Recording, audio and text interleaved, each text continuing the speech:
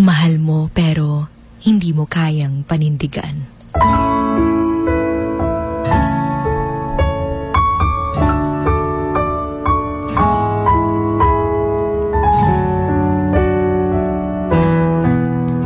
Paano kung nararamdaman mong hindi mo na pala mahal yung taong pinangakuan mo ng panghabang buhay? Yung okay naman kayo nung una, pero habang tumatagal, nararamdaman mong parang hindi na.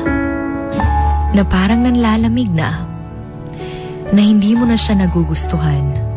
Kahit na pilit mong binalik-balikan yung unang beses kayong nagkita at nagsama, pero hindi mo na talaga nararamdaman na may pagmamahal ka pa sa kanya. Mahirap kasi yung pumasok lang sa isang relationship dahil gusto lang, hindi yung gustong-gusto talaga. Hindi yung mahal na mahal talaga. Of course, hindi naman talaga natin gugustuhin na ma-end lang yung isang relasyong nabuo sa pagmamahalan. Pero minsan, may mga bagay talagang mahirap ng panindigan. Ito yung nakakatakot na part na hindi natin alam kung ano ang gagawin. Pero sabi nila, mahalin mo lang daw hanggang sa mapagod ka. Lisod ka ayo, no? Kay magkadugay, masakitan na kag-ayo. Mahirap diba yung akala mo kayo na talaga ang para sa isa't isa.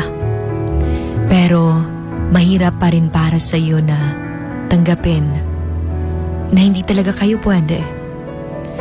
Mahirap na masakit sa part mo na pinangakuan mo siya ng panghabang buhay, pero habang tumatagal, parang sinasaktan mo lang din yung sarili mo dahil alam mong hindi na talaga mag-work pa.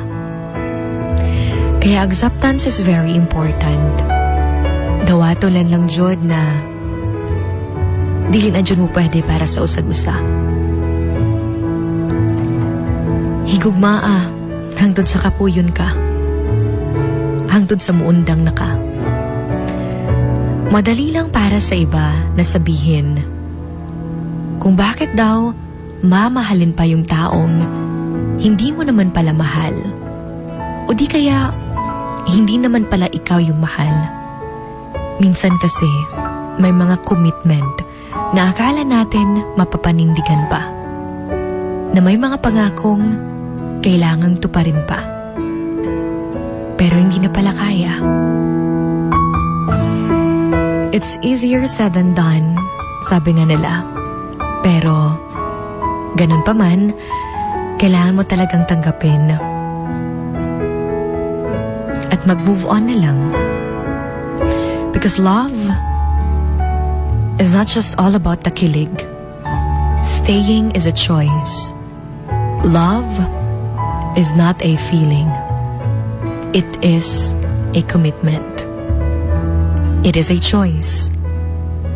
A decision that we must commit ourselves to over and over again.